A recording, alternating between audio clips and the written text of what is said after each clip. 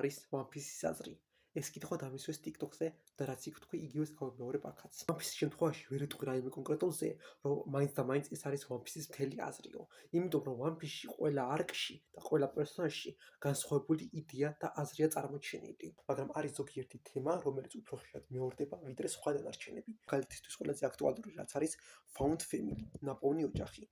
ასევე თავისუფლება და თავისუფლებისთვის ბრძოლა, კორუმპირებული მთავრობა და ტოტალიტარული რეჟიმი და ასევე რომელზეც არ მინახავს იმის ყურადღება გაემახვილებიოს კონკრეტულად, ეს არის თაობებს შორის ბრძოლა და თაობებს შორის ომი.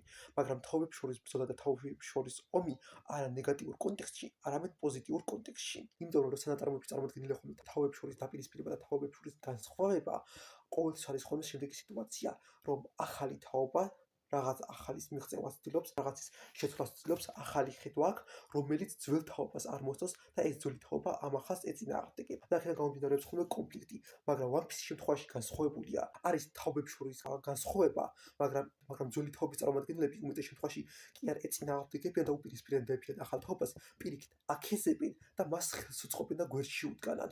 და ამაში მდგომარეობს მაგალითად Inherited Will. როდესაც ერთი პერსონაჟის იდეა და იდეოლოგია ნანდრდები აქვს სხვა პერსონაჟს.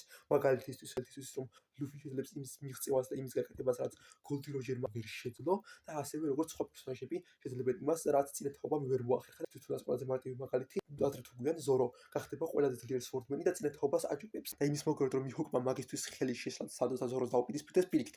და ვითონვე ავარჯიშებს ზოროს, რომ უფრო ძლიერი გახდეს. და თვითონ აძლევს ზოროს мотиваციას, რომ მასე ძლიერი გახდეს და მას აჯობოს. იგივე ვარიანტი ის გაკეთებაც არა და ვერ შეძლო გარფმა, ის უნდა გააკეთოს კობიმ, ახალი თაობა ჩანაცვლებს ძველ თაობას და ახალ წესებს დაამყარებს. ეს იდეა იყო წარმოდგენილი ასევე Fishman Island-ის არკში. Fishman Island-ის არკი მეპრედად თვლივ არ იყო კარგი არკი, ყოველთვის ვამბობ ამას. Fishman Island-ის თვითონ არკშიც, პერსონაჟებშიც და მთავარ ვილენშიც კარგი იდეა და აზრი იყო ჩადებული.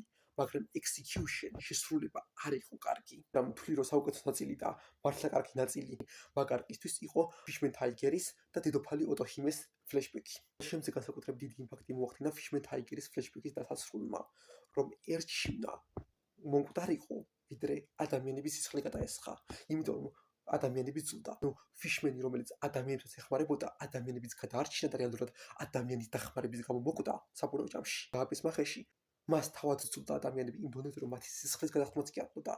ანუ ერთი სხვა პერსონაჟი, რომელიც თავის სიძულვილს ერთობს ადამიანების მიმართ და მეორე სხვა პერსონაჟი, რომელიც სიძულვილის ციკლით გადალახვას ცდილობს მიზანმიმართულად, დედოფალი ოტოჰიმე, რომელიც Fishman Tiger-ისგან განსხვავებით მართლაც ცდილობდა ადამიანების და Fishman-ებს შორის ურთიერთობა გამოესწორებინა. და იმდენი მოახერხა, რომ Celestial Dragon-ს კი შეეცვლებინა აზრი. და როდესაც Fishman-ები Celestial Dragon-ის მოკვლას მოინდომებენ, ლოგიკური მიზეზების და გამო და მათი სიძულვილის გამო, დედოფალი ოტოჰიმე გადაეფარება Celestial Dragon-ს და დაიცავს და შემდეგ სიტყვებს წამობს, რომ კი, ჩვენ გვძულს ადამიანები, რადგან ჩვენ მათგან სიძულვილის და დისკრიმინაციის მეტი არაფერი გვინახავს.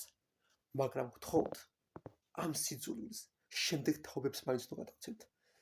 მივცეთ უფლება შემდეგ თაობას თვითონ გადაწყვეტონ, ადამიანები სძულდეთ თუ არა. და აქვე კიდე ერთი იდეა და აზრი იკვეთება One Piece-ის, რომელიც სხვა არკებშიც არის განხილული, მაგალითისთვის Wano-ს არკში ეს არის სიძულვილის ციკლის დასრულება. ამის კარგი მაგალითია Wano-შიც, როდესაც ვიგებთ, რომ მანგაში არ ვიგებთ, ავტორისგან ვიგებთ, რომ ტამა იგივე ოჯახის და იგივე კლანიდანაა, რომელი კლანის წევრიც იყო ოროჩი, რომელიც წინა შოგანმა დაახოცა იმისგან, რომ მეფის წინააღმდეგ წავიდა.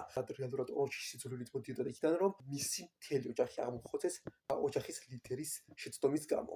ეს სიძულვილი აღმოძრავდა თვითონ ოროჩისაც. ხოლო როცა საუბარია ნაპოვნ ოჯახზე Found Family, ამის საუკეთესო მაგალითი იქნება Sanji და Sanjis ფლეშბექი. Sanjis ბიოლოგიურ მამას ცურდა შეექმნა უემოციო და ძლიერი ჯარისკაცები. Sanji არც ძლიერი იყო და არც უემოციო არ იყო, განსხვავებით მისი და-ძმებისაგან. ანუ მამამისისთვის ის აბსოლუტური failure, იმედგაცრუება და ჩავარდნა იყო. ამის გამო მამამისმა გადაწყვიტა, რომ Sanji უბრალოდ მოეცილებინა, ჯერ კუთვნოდა გამოაცხადა და დილეგში ჩაკეტა, შემდეგ კი როცა Sanji გაქცევას ცდილობს, არც კი ცდილობს მის შეჩერებას და ეუბნება, რომ რატომ უნდა გაგაჩერო? არაფერში მჭირდები, წადი სადაც გინდა, მაგრამ ერთი თხოვნა შემისრულე. არც და რაღაცა რომ ჩემი შვილი ხარ, თორემ თუ მოგზებდი და მოკლავ. ასეთი ოჯახი და გამოქცეული და ასეთი მამისგან გამოქცეული Sanji შემდეგ პოულობს ადამიანს, Zeus. რანდომულ ადამიანს, რომელმაც ბავშვისთვის, რომელსაც არის კი იცნობდა პირველად შეხვდა, მთელი თავისი მომავალი გაწირა. თავის სოკოები მას მისცა, თვითონ კი შიმშილისგან რომ არ მოკვდარიყო, საკუთარი ფეხი შეჭამა. ზეფმა სანჯი კეთილ ადამიანად გაზარდა და მაშინ როცა მის მამას და ძმებს დახმარება დაჭირდებათ, სანჯი თავის ცოცხალსაც კი აკეთებს საფრთხეში რომ მათ დაეხმაროს. და როდესაც მისი ბიოლოგიური მამა ეკითხება, რატო გადაგვარჩინეო, სანჯის პასუხია: ეგ რომ არ გამეკეთებინა, მამა ჩემი გაბრაზდებოდაო. მარტივად რო ვთქვათ, შენი ოჯახი არის ის, ვინც გაგზარდა და არა ის, ვინც გაგაჩინა. კიდევ ერთი რამ, რაც არის სანჯის პერსონაჟის ძირითადი აზრი, შენი თავის სიყვარული და შენი თავის დაფასება. მაგალითისთვის, მიუხედავად იმისა, რომ ყველა მთავარი გმირია გარკვეულწილად კი არა და დიდწილად თავის საფრთხეში იგდებს სხვების დახმარებლად, ამ ასპექტში ყველაზე მეტად თავს მაინც სანჯი იდებს. მაგალითისთვის, ალაბასტას არკში, ასევე სკაიპიას არკში, როდესაც სუფი გადაარჩინა და ასევე თრილერ ბაგში ზოროს გარდა ანუ სანჯი იყო მეორე პერსონაჟი, რომელიც ლუფის გამო თავს წირავდა. თუმცა ამის საუკეთესო მაგალითი მაინც Whole Cake Island-ია, როცა სანჯი მზად იყო მთელი თავისი უცნობა, მთელი თავისი მიზნები და სიცოცხლეც კი დაეთმო თავისი ეკიპაჟის წევრების და ასევე თავისი მამობილის და ძმების გადასაჭირად, რომლებმაც მთელი ბავშვობა ტანჯავდნენ და აბულინგებდნენ და ცხოვრება დაუკრიეს.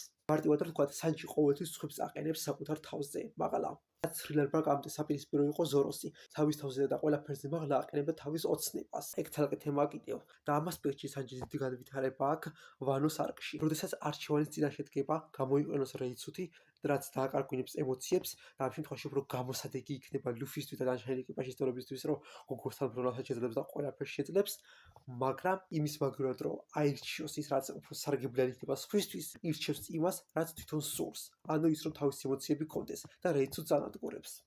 ანუ სანჯი სწავლობს იმას, რომ ზოგჯერ შენი თავი უნდა დააყენოს სხვებზე წინ. განსხვავებით ზოროსგან, რომელიც მთავარი აზრის სხვების მიმართ ერთგულებაა. ნებისმიერი მთავარი გმირი გაწირავს ლუფისთვის სიცოცხლეს. ეს ყველა ვიცით. ეკიპაჟის წევრი თავის თავზე მაღლა აყენებს ლუფის და ლუფის ოცნებას. მაგრამ ზორო თავის თავზე მაღლა უკვე აყენებდა სხვა რაღაცას. კიდევ ერთი მნიშვნელოვანი თემატიკა, რაც One Piece-ში არის წარმოჩენილი, ეს არის თავისუფლება და თავისუფლებისთვის ბრძოლა. და ბევრმა შეიძლება იფიქროს, ვინც One Piece-ს დაყურებია არა აქვს, ან ზედაპირულად უყურებს, რომ ეს ყველაფერი წინ წამოიწია, მას შემდეგ რაც ლუფიმ თავისი დემონური ხილი გააღვიძა და გავიგეთ, რომ მას თავისუფლების მებრძოლის ნიკას დემონური ხილი აქვს. ლუფი ბოლო არკებში კი არ გახდა თავისუფლებისთვის მებრძოლი და თავისუფლების სიმბოლო. ლუფი ყოველთვის იყო თავისუფლების განსახიერება. ფაქტი, რომ ლუფის თავისუფლებისთვის მებრძოლის დემონური ხილი აქვს და მთელი აზრი მისი დემონური ხილის არის, რომ სრული თავისუფლებას ანიჭებს, არის cherry on top, დესერტია. იმიტომ რომ მთელი One Piece-ის განმავლობაში ლუფის სხვა პერსონაჟების ფსიქოლოგიური, ემოციური თუ მენტალური თუ ფიზიკური, რეალური ბორკილებიდან გათავისუფლების მეტი არაფერი უკეთებია და ხალხის გადარჩენის მეტი არაფერი უკეთებია. ორ სიტყვას ვიტყო სხვა პერსონაჟებთან დაკავშირებით. უმეტესი პერსონაჟის განვითარება, მათში გადმოცემული აზრი და ძირითადი სათქმელი ავტორის ჩატეულია ხოლმე ერთ ან ორ ფრაზაში. მაგალითისთვის, ტრაფალგარ ლოუს პერსონაჟის მთელი აზრი შეიძლება აიხსნას სენგოკუს სიტყვებში, რომელსაც ტრაფალგარ ლოუს ეუბნება. სხვა ადამიანების შენდამის სიყვარულისთვის მიზეზს ნუეძებ. იგივე ვარიანტში რობინის პერსონაჟის მთელი აზრი შეიძლება აიხსნას ფრენკის სიტყვებით. უბრალოდ არ აქვს სხვები რაც გეუბნებიან, უბრალოდ არსებობა დანაშაული არაა. ბოლოსთვის კიდევ ერთ რასაც ჩაურთავდი და გამამახვილებდი ყურადღებას, self acceptance. შენი საკუთარი თავის მიღება ისეთი როგორიც ხარ. ეს ძალიან ხშირად არის გამოკვეთილი One Piece-ის პერსონაჟებში. მაგალითად, ჩოპერის შემთხვევაში მსგავსად რობინის და სანჯისა. ჩოპერის პერსონაჟის განვითარება შეეგუა იმას, რომ მოსტადარყოფნაზე პრობლემა არ აქვს და თავისთავად მიიღო ისეთი როგორიც არის. time skip-ამდე ყოველთვის წყინდა და არ უნდა რომ ხალხს მისთვის მოსტრი დაეძახა, მაგრამ time skip-ის მერე თუ ჩემ ეკიპაჟის წევრებს და მეგობრებს დასჭირდებათ, მათთვის მოსტრიც ვიქნები. კიდევ ძალიან ბევრ პერსონაჟზე და ძალიან ბევრ არკზე შეიძლება One Piece-ში საუბარი, მაგრამ ყველაზე მნიშვნელოვანი რაც ჩათვალე, იმაზე ვამახვილებ ყურადღებას. და სიმართლე გითხრათ, ბევრი პერსონაჟია, რომელიც მითუნაც კი არ მესმის ბოლომდე და მითუნაც არ მესმის ამ პერსონაჟის და არკის აზრი. სხვა ადამიანების განხილვებს და ანალიზს უყურებ, ყოველი ვიდეოს ყურების მერე რაღაც ახალს პოულებ სხვა ადამიანის პერსპექტივიდან რომ შევხედავ, ყოველთვის რაღაც ახალს ვიგებ One Piece-თან დაკავშირებით და ყოველთვის რაღაც ახალს ვამჩნევ. One Piece-ი ერთ-ერთი თავგზნო წარმოებია, რაც კიდევ წამიკითხავს.